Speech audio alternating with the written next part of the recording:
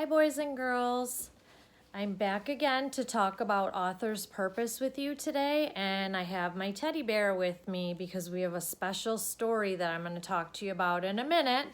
Remember, when we talk about author's purpose, you should be able to tell me by now. Author's purpose means the author writes a story either to persuade, inform, or entertain.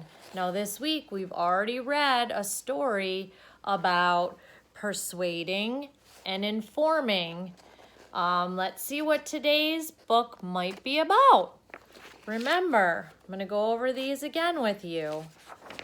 When an author writes a story to persuade, we ask ourselves these questions. Did the author try to change my opinion? Did the author try to convince me of something? If so, the author is writing to persuade.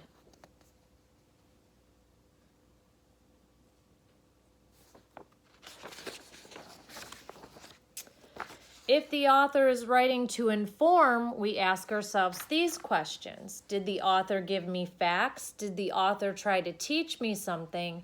If so, the author is writing to inform. And lastly, if the author is writing to write a book to entertain you, we ask ourselves these questions. Did the author try to make me laugh? Did the author try to tell me a story? If so, the author is writing to entertain.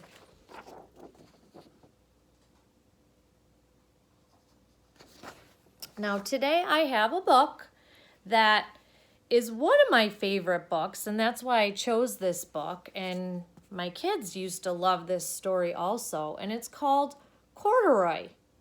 Now, if you've heard this book before, you know what this book is about, and you'll love to hear it again, and that's why I have my teddy bear with me. If you'd like to grab your teddy bear as I read along to this story, you may do that too. This book is by Don Freeman, and he is the author and the illustrator of this story. That means he wrote the words and he drew the pictures. All right, I'm going to put my teddy right to the side so I can hold the book. Corduroy is a bear who once lived in the toy department of a big store. Day after day, he waited with all the other animals and dolls for somebody to come along and take him home. There he is on the shelf.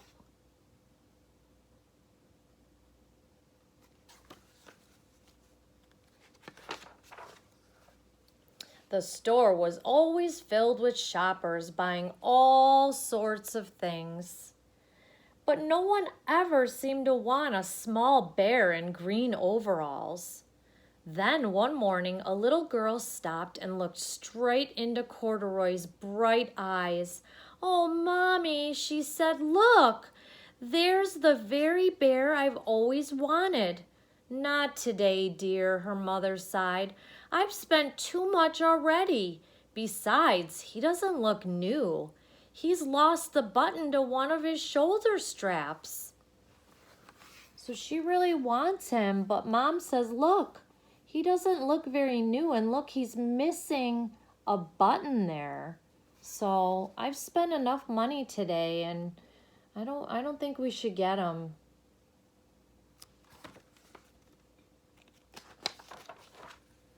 Corduroy watched them sadly as they walked away. "I didn't know I lost a button," he said to himself. "Tonight I'll go and see if I can find it." He's going to go look for his lost button tonight, and he looks pretty sad.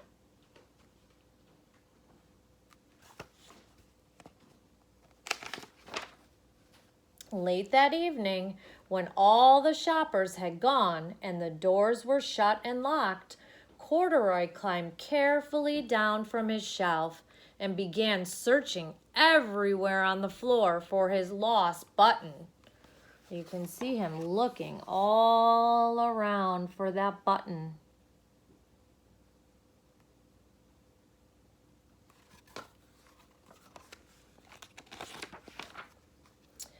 Suddenly, he felt the floor moving under him. Quite by accident, he had stepped onto an escalator, and up he went. Could this be a mountain, he wondered? I think I've always wanted to climb a mountain. And I bet a lot of you have been on one of these with mom or dad in a store. It's called an escalator. And he accidentally stepped onto it.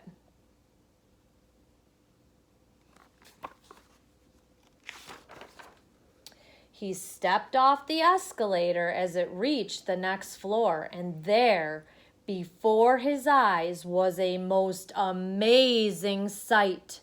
Tables and chairs and lamps and sofas and rows of beds. This must be a palace. Corduroy gasped. I guess I've always wanted to live in a palace.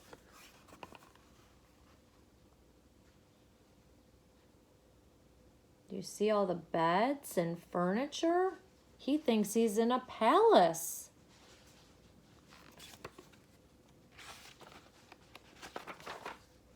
He wandered around admiring the furniture. This must be a bed, he said. I've always wanted to sleep in a bed. And up he crawled onto a large, thick mattress. All at once he saw something small and round. Why, here's my button, he cried, and he tried to pick it up. But like all the other buttons on the mattress, it was tied down tight. And look, that button is attached to the mattress. Do you think that's his button? I don't think so. He yanked and pulled with both paws until pop! Off came the button. And off the mattress Corduroy toppled. Bang! Into a tall floor lamp. Over it fell with a crash. He pulled that button right off of the mattress. And then look what happened. He fell over and knocked over that lamp. Hope he's okay. Corduroy didn't know it, but there was someone else awake in the store. The night watchman was going his rounds on the floor above. When he heard the crash, he came dashing down the escalator. Now, who in the world did that? He exclaimed. Somebody must be hiding around here. He's looking. He's looking to see who it is. Wonder if he'll find Corduroy. I don't see where he went. He flashed his light under and over sofas and beds until he came to the biggest bed of all. After there, he saw two fuzzy brown ears sticking up from under the cover. Hello, he said. How did you get upstairs? And you can see Corduroy's two ears sticking up there.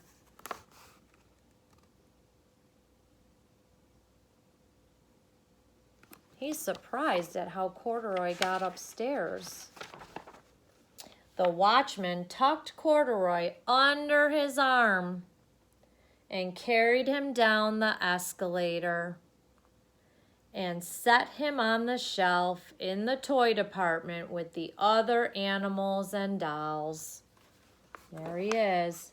He's back on the shelf.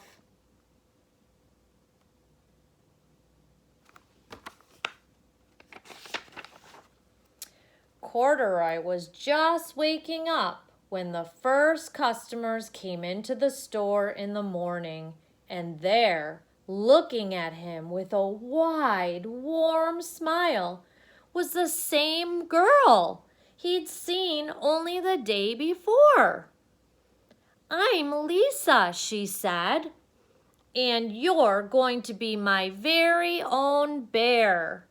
Last night I counted what I've saved in my piggy bank, and my mother said I could bring you home.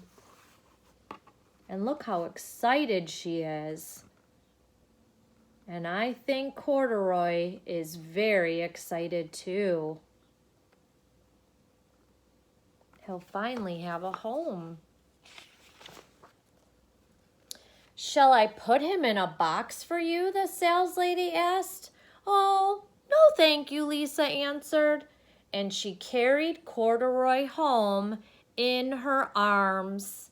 She ran all the way up 4 flights of stairs into her family's apartment and straight to her own room. And she just couldn't wait to get Corduroy home.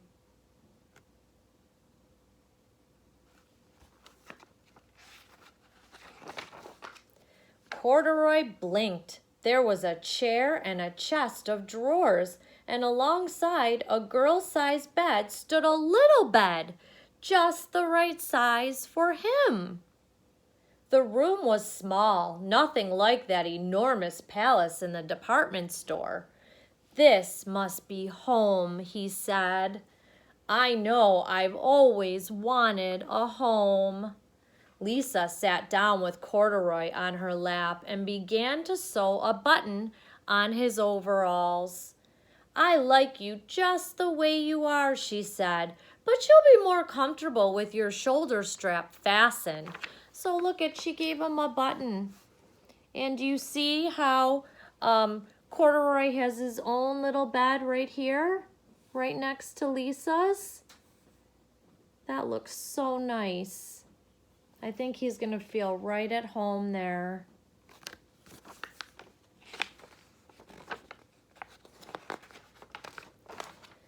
You must be a friend, said Corduroy. I've always wanted a friend. Me too, said Lisa, and gave him a big hug. That was a great story. Now, I want you to think about this story, Corduroy, okay, boys and girls? Now let's think about our author's purpose and why the author wrote the story. Do you think it was to persuade, inform, or entertain? What do you think? What do you think, Teddy? I think Teddy knows. Tell someone at home what you think it is. If you said entertain, kiss your brain. You were right. The reason the author wrote this story was to entertain. The author was trying to tell us a story, and this was a great story about finding a friend.